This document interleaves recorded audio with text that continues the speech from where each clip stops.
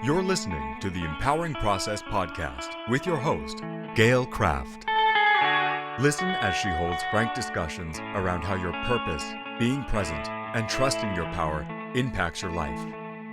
Whether you're an entrepreneur, leader, or developing your vision, you'll find wisdom and insights you can utilize right now. Welcome your host, Gail Kraft.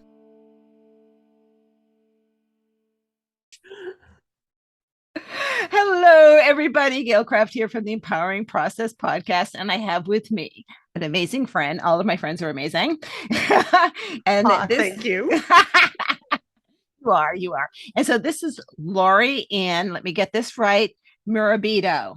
You got it. Yes. And she is the founder of Speak and Stand Out. And that is an organization, a company, a business that will help you transform your life by helping you be comfortable with a kick-ass story, right? And being in front of people on stage. If you're an entrepreneur or a business owner, that is the best way to get clients and the best way to get your message out.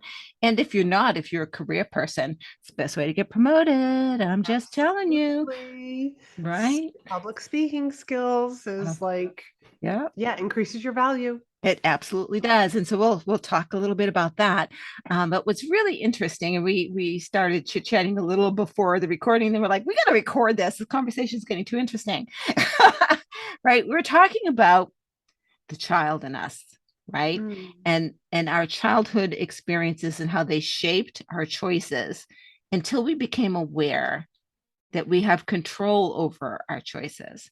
So, Laurie-Ann, we're going to talk about you being the shy child, where I was the total opposite, but for about the same reasons. I was outspoken, I was brave, I was out there, I was going to do what I wanted to do, but I felt like an imposter. I felt like I didn't have support. I felt so alone. And I put that out there to hide behind this brave little girl, right? Yeah. Right. And yes, I made choices as a young adult, still the brave little girl, until I took the wall down and stopped hiding, right? And so you were the one who didn't speak up. You were the one who was like let me blend into the wall. The wall is white, and let me just stand against it and blend into it. Talk a little bit about what that felt like, some examples of some of the things maybe you missed out on because of that. Okay. I definitely learned to be shy Right. from, like watching my parents. Definitely like more so my mother, but definitely even my father, just like they just like didn't speak to other people. My mother being like, well, one of the examples that I was sharing with you, Gail, before we like hit record, was like I would see my mother. My mother is bipolar. My mother would be in the grocery store. She would see somebody she knew and turn the carriage around, do a 180, and go in the opposite direction so that she could avoid speaking to them, because she was probably just like afraid of speaking to people.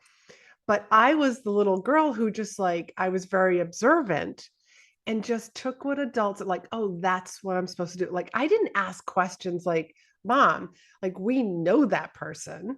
Like, like, why can't we go say hi to like Mrs. Smith?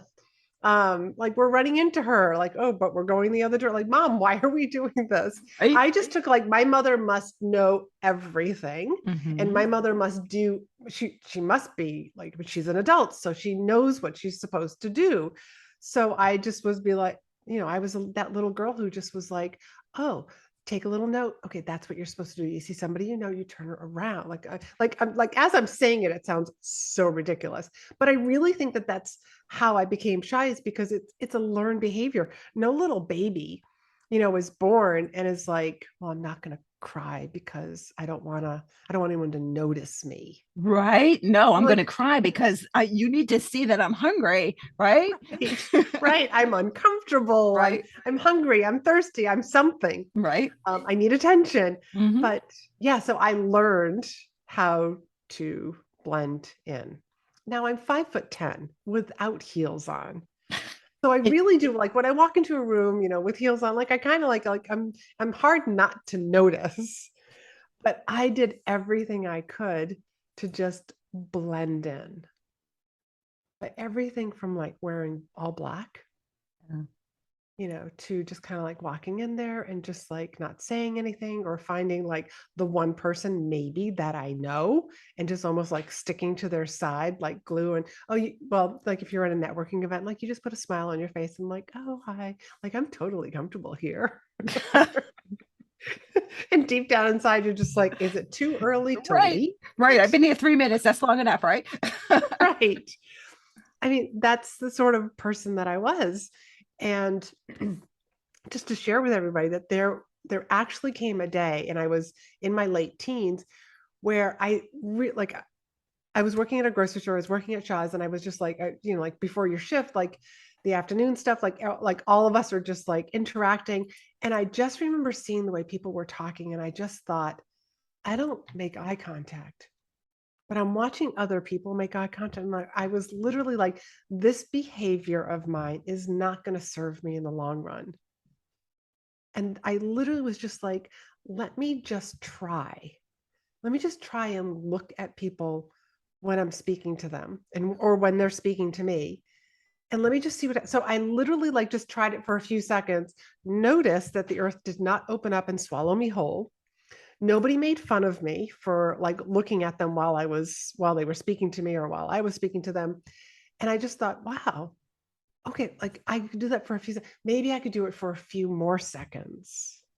And that was how I slowly kept taking the baby steps about just, and that's just making eye contact. And it's the little things. So for me, the opposite spectrum, right? Mm-hmm. Those who have listened to any of my stories know that I am originally a street kid. I was a gang kid and had a really foul mouth. But not only that, I had an inner city Boston accent. Mm-hmm. And if you ever listen to the Kennedys, mine was worse, right? Because mine was from Dorchester. And I had a job at 18 where I was working with some influential brokerage firms in Boston. So I was working with some very important people. And I realized that I was not ever going to be taken seriously if I spoke to them with a Boston accent, and if I spoke to them with an FU after every other word, right? Mm-hmm. Mm-hmm. And so I literally, and like you said, so I started with, certain words, and I would see the word literally come out of my mouth and go, darn, I didn't stop that one. And then slowly the word would be in my mouth and I would be garbling, looking for a replacement, but it didn't come out yet until finally I had a different word to use. And that's the process, right? And that's the process of everything, isn't it? It is. And what I find fascinating about your story is that you sort of intuitively knew, okay, these people aren't going to take me seriously. What's that movie with Melanie Griffith, where she had the she didn't have the right accent. She took her boss's role. All right, I'll have to think about what this movie is. Right. It's an older movie also, but that's sort of what your story is reminding me of. But also what I find fascinating is how you got yourself that job. Oh, yes. You put yourself in that position. Right. That I bet you like even subconsciously knew that this job is going to change me. Well, what's interesting is, so I worked in this company after school part-time. Mm-hmm. And then when school was over, I knew I wasn't going to college. There's a whole thing around that, which mm-hmm. I, eventually did, but that's a whole other story. And so I knew I was going to be working. And I'm like, well, I had no skill set because I had taken all college prep courses, right? So what was I going to do? And just at the point where I was going to go and apply for an admin job, which wasn't thrilling me at all. I'm like, I'm going to have to type and I'm going to be sitting out in the front desk. And I really don't think that I want to do this. The company I was working for, it was an insurance company, offered me 2 jobs. One as a rater, and that's doing math all day, and one as an underwriter's assistant. And I said, what does an underwriter do? And they said, determine whether or not an application meets our guidelines. I said, so I get to use my brain. I think I'll do that one. Oh, I love that. Right.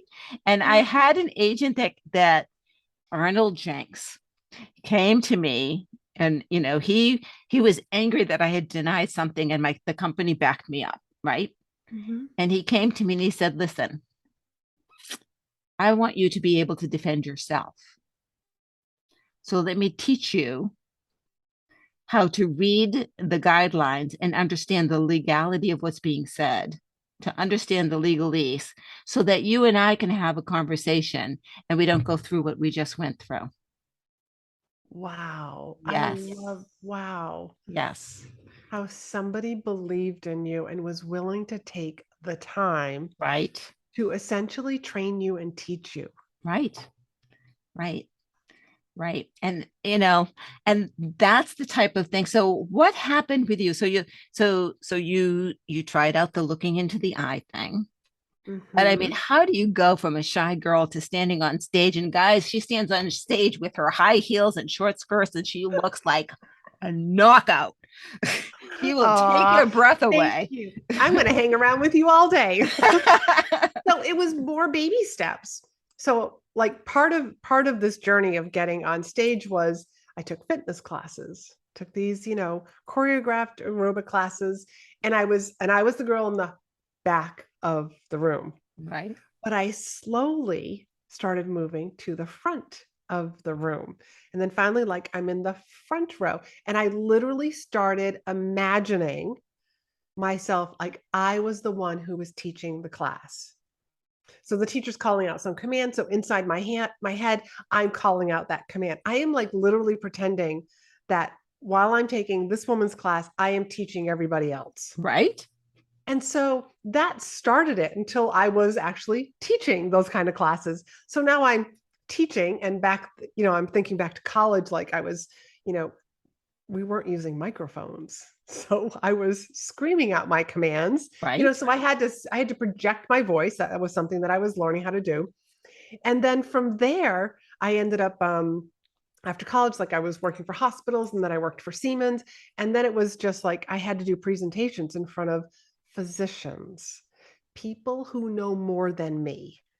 But I had to remind myself they didn't know more about the machine. I knew more about the machine than they did. That's why they Right. were looking at me and asking me questions. And I was just kind of like running through like this little demo. And from there, like, then I went into public speaking because I left that. And it was just, I remember my thought process of if I can yell at people to motivate them, surely I can talk to them reasonable and inspire them. So that was like sort of my thought process. Like surely like, A equals B. Well, okay, let's go. Let's just go do it. Right. And then I also, and this is another thing that like I tell my clients and that I want to share with everybody is that put yourself in an environment where you have to do. If you want to get better at writing, you write. You want to get better at speaking, you speak. Gail, you just said it. You took on this job and you were like, I have got to change the way I speak, drop the F-bombs, pronounce words properly so that people would take me seriously, because you're right, people were judging you based on your accent. Right. But I mean, that's just kind of the way that it is. Right. Um, and so you put yourself in those positions. And there was a time where I was working with some other women and we were crafting when we were making an event, and they all just turned to me and they said, you do the speaking. And I just shook my head, yes. And inside I was just like, what are you doing? You're not the speaker. Right. And But self-integrity is one of my highest values. If I say I'm going to do something, I'm going to do it. So I don't even remember thinking about, I'm not a speaker. I can't do this. I'm afraid. I Right. was just like, oh, I said, yes, I got to do this. Right. Now, Gail, between you and me, because you've seen me speak, this was terrible. When I look back on it, like it was just terrible. And so, and I'm going to share the terrible story. I spoke for 15 minutes to a packed room, standing room only. There was no introduction. There was no one introduced me. There was just no like, hey, here's what I'm going to talk about. Here's who I am. I dropped right into what I call college professor speaker. Oh, yes. And I just gave all of this information. I spoke for, thank goodness, only 15 minutes. And this is how it came to a screeching halt. Okay, I'm done now. I literally said that. I'm done now. Okay, so my horrific first time speaking. I was a leader. I was a manager. Even without a college degree, with very important and prestigious firms, I was leading. And I'm in this organization, and I am managing a national company's training department. Mm-hmm. I managed the internal trainers, and my boss took care of the outside trainers. And we just made sure that what we were speaking was the same. So this is an insurance company, and she had all of the leaders from around the company in. And she came up to me and she goes, yes, Cynthia's not here. You're going on stage. And I'm like, no, I'm a manager. You've got all of these trainers, internal. She goes, I need you. I can't do this by myself. And you're up like now. You got this. You know it. Go right, do just it. getting thrown in it. Right? Yeah. Right. So, I mean, sometimes we literally have to jump and just like, hey, the parachute's going to appear. Like it's like you just got to find the cord. right. I'm either going to bomb and she'll never do this again, or I will survive. Either way, I'm going to survive. So I would say the first, typical 5 minutes, I was probably sweating bullets and a nervous wreck. But then I found myself drawing on the board, turning around and asking questions, answering questions, and drawing some more on the board, and then looking down and seeing her go like this because it was time to cut it. Right? Because I got into flow, which is, by the way, is one of my keynote speaking is about getting into flow. I was in flow. Yeah. And so did I say end it now? No, but I did say it's time for me to wrap it up. I have a couple of more things I want to hit, a couple of more points. So let me do that quickly right now. And if you have any questions, we'll cover them. Bam, bam, bam. When that was done, she came up to me and she goes, you're going on the road with me now. I'm like, wait a minute. No, I'm a manager. But I found myself covering for people on subjects I knew nothing about comfortably because we had training manuals, right? The trainer's manual. And so one time, and I'll give you another story, then I want to share some more of yours. It was a stormy day and my trainer didn't come in. And I'm like, oh crap, I know nothing about what she's presenting. Where's her trainer's manual? There it is, right? So I went into the training room and I sat on the table. I had great legs at the time, by the way. I crossed my legs. I see exactly where this is going. Right. And opened the book and I went, guys, we're going to learn this together. Are you ready? And that brings up a really good point because when you're the speaker, your job really is to make the meeting planner, the host, look like a rock star. Right. And you filled in when they needed you the most. Right. And your personality just kind of like came out. I'm sure that you're like, hey guys, like this, like you weren't hiding the fact that like, I don't know this material. Right. So let's just learn this all together. Right. Right. And I'm sure that you were learning from the audience. Right. Because we had a discussion about everything. So what do you think about that? Right. Fantastic. And sometimes, but again, like you got thrown into this. It's not like you said, hey, I think I want to be a speaker. What do you do? Well, let me go to this thing called Toastmasters for the next 3 years until I decide that I'm ready enough to actually speak in public. Right. But I didn't think much about it. Right. I Right. just did And so it. I don't. Now, since then, I've had on stage, big stage training. So I'm, Yeah. certified trainer. And that it was in order for me to learn how do you manipulate the stage? Why do Yes. you stand where you stand? How do you get deep and get your voice out there with authority without yelling, right? So women come from here, you have to come from down here, right? And then what do you do when you're thrown into those situations where you don't know anything? That never bothered me because those two situations, I survived those. There's not much that you can throw at me that I don't know. Because I'll be honest, I have no clue. Well, let's explore this together then, right?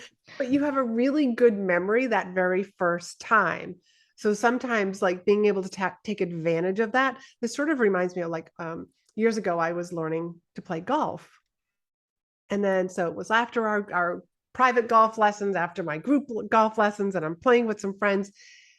And I end up in the sand hazard. It's like the first time. And I knew I had to approach this in a way that was not going to ruin it the next time I ended up in the sand hazards. And you know what? I got out. Right. First swing. Awesome. That's all that I needed. So sometimes, like that very first attempt, my first attempt speaking, yes, it was horrible, but people came up to me and were just like, you didn't mention if you work with clients and what your company name is. I was thinking to myself, did you see the train wreck? Yeah. They didn't see the train wreck. We are our own worst enemy. Right. We're Right. so hard on ourselves. Right. And even if we do mess up, now you were at the event where I had someone for the first time speaking. By the way, she had a fantastic event yesterday. Oh, Yes. And did she give up? No. And she fumbled, and the audience didn't care. no, we were cheering her on. We were just like, take a deep breath. Keep going. Keep Take a deep going. breath. We got it. Yep. I do remember that. I mean, she was so honest and so raw. And she was just like, this is my very first time Right. speaking on a stage, speaking in front of people. Right. And I thought she did a fabulous job because she just did the thing. Right. And that was it because she had asked me if she could do it. She says, I've never done it before. I said, then you absolutely have to do it. Oh, Right. Right. Because you know, screw up something around called friends. her. You're going to have friends there. Screw up around them. Yeah. Right. Right. And even if you're not around friends, right, unless you do say something heinous or do something heinous, they want to be your ally. The audience wants to be your ally. Yes. Right. The audience. And even if you do flub up, the audience doesn't know. No. I've got a client right now. She is preparing her signature speech for a big event. And it's going to be the first time that she tells her story.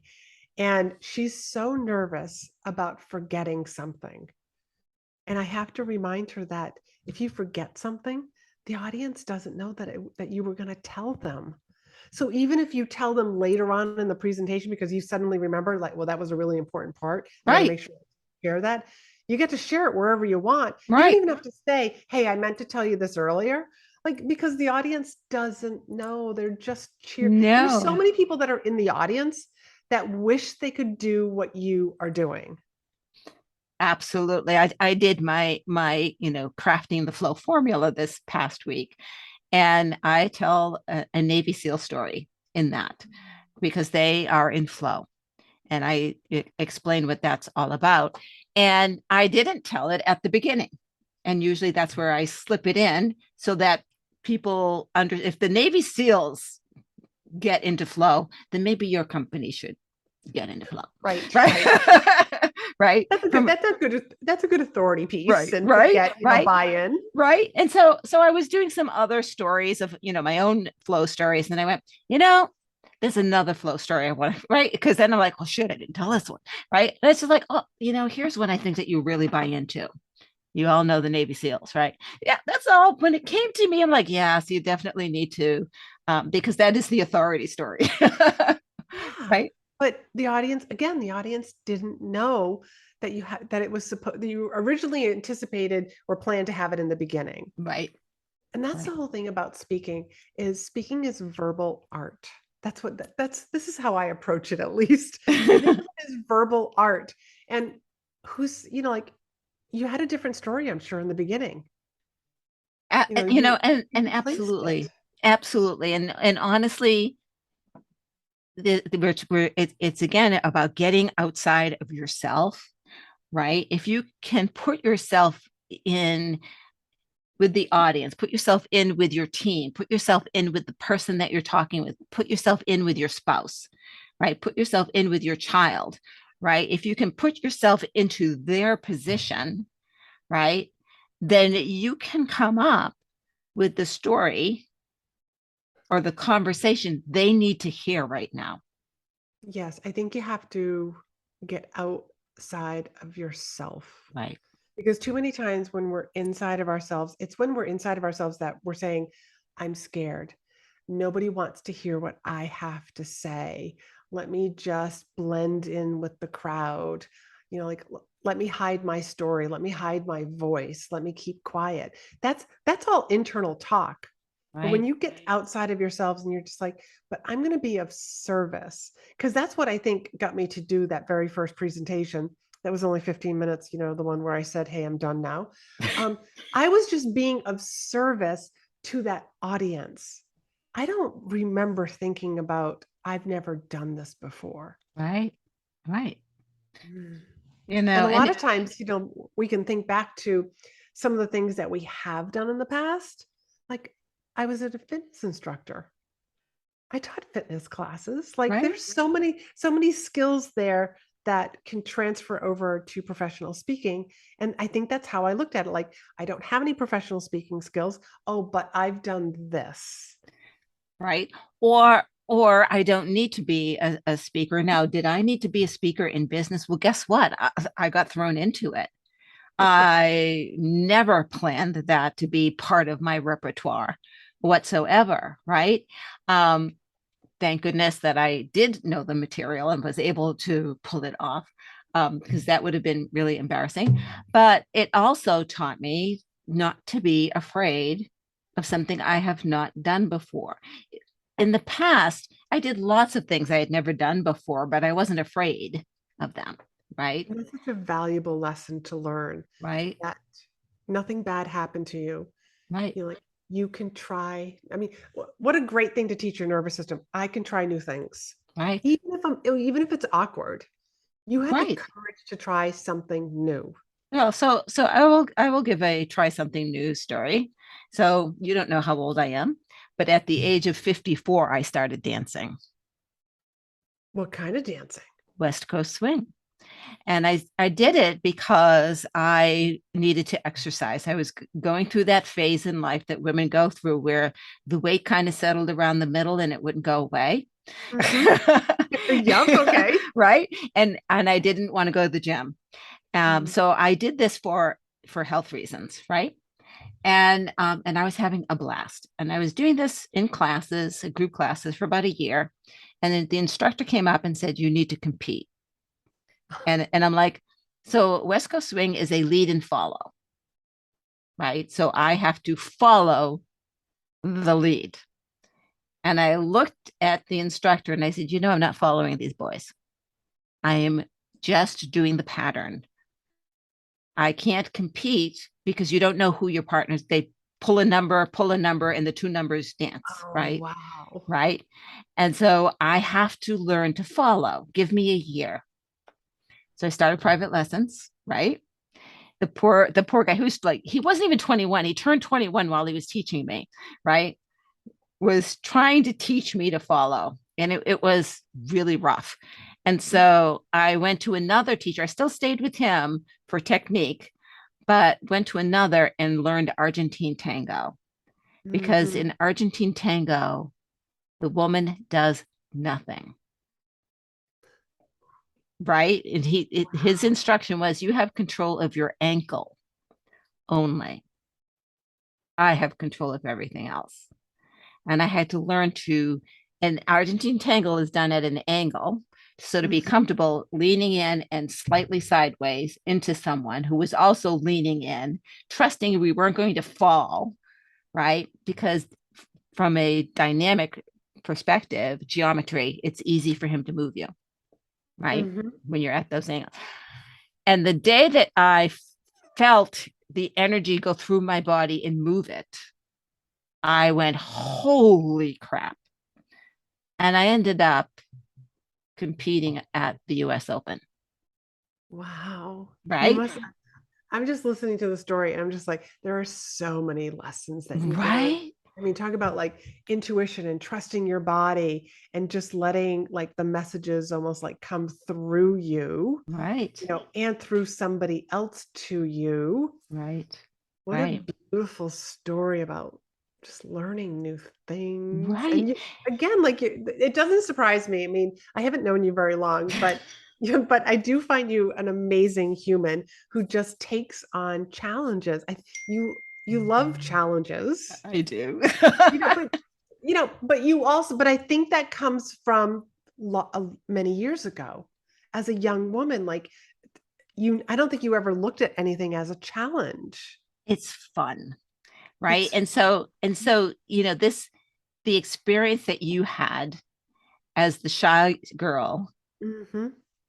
getting curious finally, because we talked about, why weren't you curious as a child, going, why did you run away, mom, right? But finally finding that curiosity and go, well, what would happen if I looked up?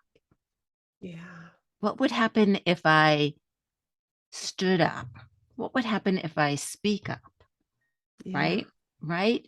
And then doing it. Yeah. Right. Right. So it's not, I don't know how to do it. I'm curious as to what would happen if I Yeah. did this thing. Right. I mean, just even just moving from the back of the room when I was taking the fitness classes to the front of the room. Right. I mean, yeah, like nothing bad happened. That's exactly it. It's like every baby step that I took, nothing bad happened. Right. So it constantly kept encouraging me to, well, then just take another one, Right. take another one. And I had no idea that I was going to be a speaker. I had no idea that I would be speaking and coaching like executives, in leadership and now doing what I do. But I think that that's also the difference with like successful people is that they just constantly take that first step in front of them. Right. They kind of like they got an idea of where they're going, but they don't exactly know how that path is. Where I think a lot of people, what stops them is I need to know I need to know the exact path. Yes, and so we'll get into coaching. So many people who come to me, I don't know what my calling is. I don't know my purpose, right? You have to do. Oh my God, right? I don't know. I'm like, no kidding, none of us do, right? But we do have innate skills, right? Mhm. That's us, right? And so I can help discover what's your gift, right? And Mhm. then ways that you can leverage that, right? But purpose, our purpose here is to experience contrast and have fun. Yeah. That's our purpose, guys, because we learn and grow when we experience contrast. And when I say that, sometimes bad things happen. That's contrast, right? It's the universal Well, law of polarity. it's only bad because I mean, like without the bad, you don't know what the good is. Universal law of polarity, Yes, right? exactly. Right? Mhm. Right. And so, looking at each experience as simply an experience. I had a friend who, and I won't talk about the training that she went through, because it's one that I don't agree with, because they're in it for the money more so than the growth. But she said to me one time, "Oh, Gail, it's just information." Now, when someone is going through stress, And you say it's just information. If I mentally punched her in the nose, I will just tell you that. Mentally punched her in the nose, right? So, the pain is your body telling you something is wrong. It has nothing to do with the information that's coming. And I was in a situation that I should have gotten out of, and I didn't. So it had nothing to do with the information. Well, actually, the information is get out of Dodge, right? You're not in an environment that aligns with your values and your belief system. So you need to leave, right? The situations that are contrary or that are on the negative side, if you want, of the polarity are there to tell you what you do want. Yeah. It's right? about trusting your body, Right. listening to your body. Right. Right. And then being brave enough to go get it. Yeah. Right. Because what Laurie-Ann just told you is to just take a little step and see what happens. Ooh, nothing much. Huh. Take another little step. Guess what? Huh. Not really anything happened. The world's still here, still turning, sun's still rising, still setting in the east and west. Everything is in order. So take another step. Now, and that's how we teach our nervous system new skills. right. Consciously took baby steps, and that's exactly what I do with my clients, is just encourage them, holding their hand sometimes, like to take that baby step. Right. Take a baby step, take a baby step, take another one, and oh, look, you just took a giant step. Right. And that's what happens, right? Right. My claim is success breeds success. Yes. Right. Because you start to see that you are capable, right? And so this little shy girl saw that she was capable of stepping forward a little, one step, one line in front. I won't be in the last line. I'll be in the next to the last line. All right. I'll be in the second from the front line. Oh my goodness. I'm getting close now. Oh, I'm going to be in the front line. You know what? I'm going to be in front. Right. I mean, you moved all the way up to in front. Yes, I did. Right. Sometimes you got to raise your hand and say, I'm here. Yeah. Yeah. And so what if you're wrong? Right. And if you're around the people who aren't supporting you in the change, then that's not your tribe. Find new people. Find new people. And I'll tell you, I'll be really honest with you, Laurie-Ann, my first few years in business, I was afraid of growth because I knew I was changing and I was changing drastically, and that I was going to lose my friends. Right. That's a hard one. Right. And I lost family too. I didn't think I would lose family, but I did. I lost family too. And if you think about it, it sounds awful. But I'm telling you, look at the people who've come into my life. Anyone who is watching my podcast, look at the amazing people that I get to spend time with, because I'm not spending time with the people who don't want to change and grow. Yeah. I'm with you on that one. Right. I have, back in the day of the first digital Rolodex, there would be days that I would go through it. I would literally go through it and be like, yep, delete. If anybody sucked the energy out of me, if I saw someone's name that made me go, ooh, yep, they just got deleted. Right. I literally would draw a line, and because I somehow instinctively knew that the people that I was hanging around with were either going to raise me up or pull me down. Right. So who do I want to be with? Because I can't be with both. Right. You can't be with both. You can't be with both. And I'm actually doing that on social media now. Oh, good. Right. So those of you who have the FB accounts, I don't want to say it because, I'll be posting this on those accounts. They have this new thing for groups where you can do the @ and then everyone. Oh gosh, I hate that. If every group that has done that, I have come out of. I've left the group. If you're that lazy or that That's, desperate for you to show up in my feed, then and that's the perfect word for it. If you are that lazy, because now it's just like, hey, everyone right, versus Gail, right, Laurie-Ann, like right, you would be interested in this. right, right, right. And when I have events, I go through and tag people, and I don't tag everyone. I was like, this is like, I would never invite you to an event. Let's say that I was training people on speaking. Why would I put, hey, everybody in here? I mean, come on, seriously. People invite me to their mastermind events or to their coaching events. I'm like, really? I can teach you. Right? Why are you Mhm. tagging me? Right? Right, Right? exactly. So I don't want to waste time. I really tag people who I think would benefit.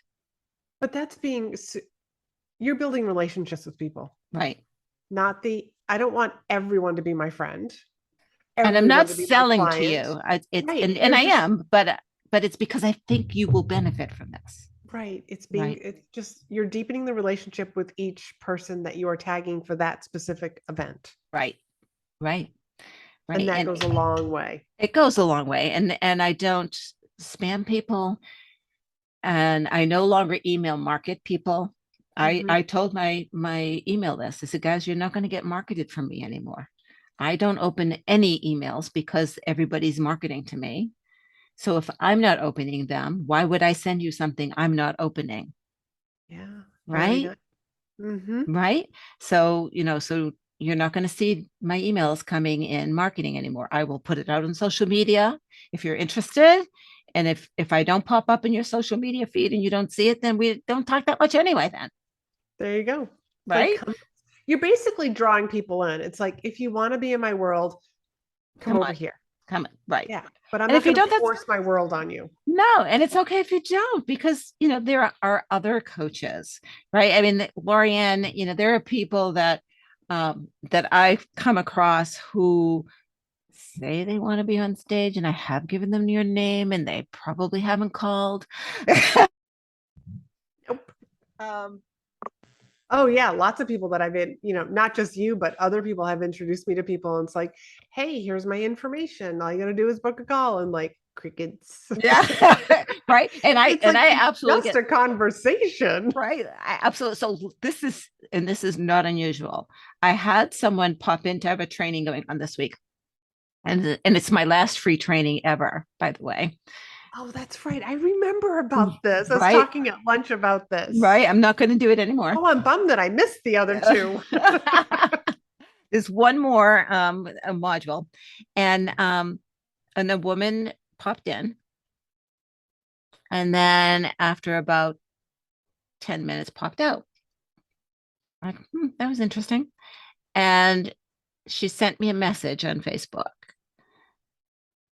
I don't think this was what I'm looking for. And she gave me what she was, her pain, Mm, like definitely coaching. So I responded, you're right. A class isn't what you need. You need someone who can listen to your specific issues and work with you specifically. Why don't we do a complimentary session to see how we would work together? Crickets. Right? Are you kidding me? Now, a marketer would say, go for it again, go for it again, go for it. You've got to reel her in, reel her in. And I'm like, what I do is not reel people in, right? I don't feel comfortable reeling her in. yeah. She put her toe in the water and it was cold, She'll come right? around when She it's needs time. to put her whole foot in the water for a second, not just, or for a minute, not a second, Yeah. right? And that's the same thing for you. It's you're helping people face themselves, And it's not for everybody. and And it's I'm not for everybody. no, But the clients that I work with, they have a tendency to stick around for a long time right, because they want to do the work. They want to overcome their fear of public speaking. They want to get their message out there. They just want to craft their story. They want to be heard. They want to right, inspire people.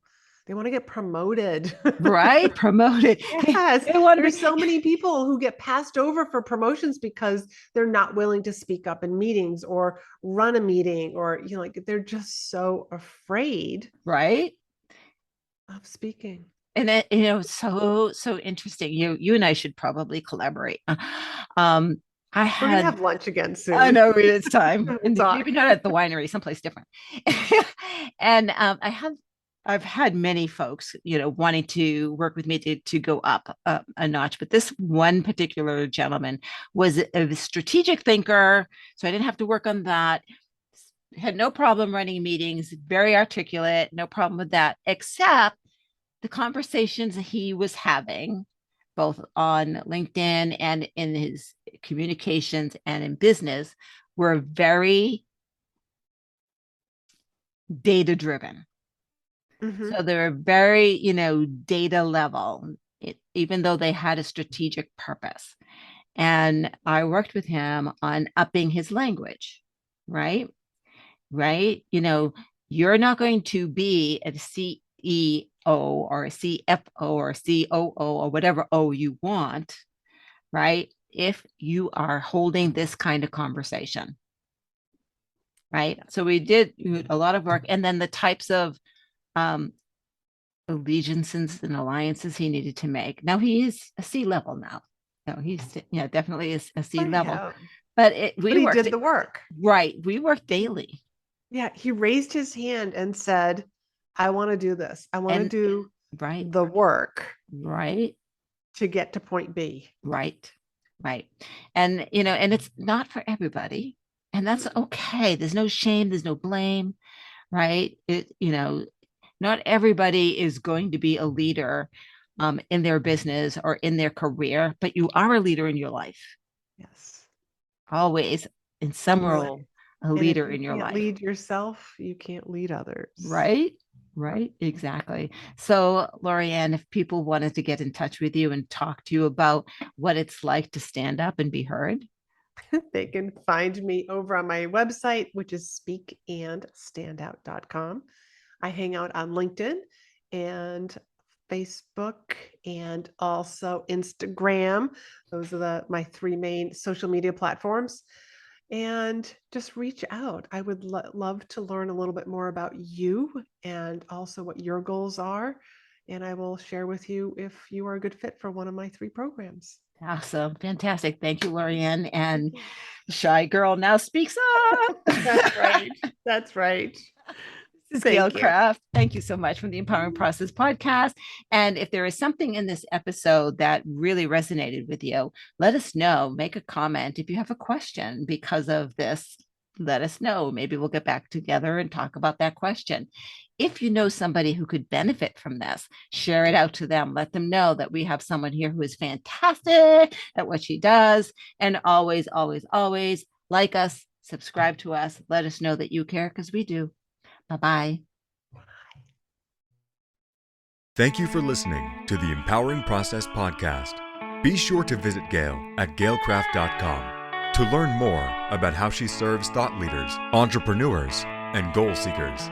And remember, if you like this broadcast, be sure to share and subscribe so you don't miss an episode.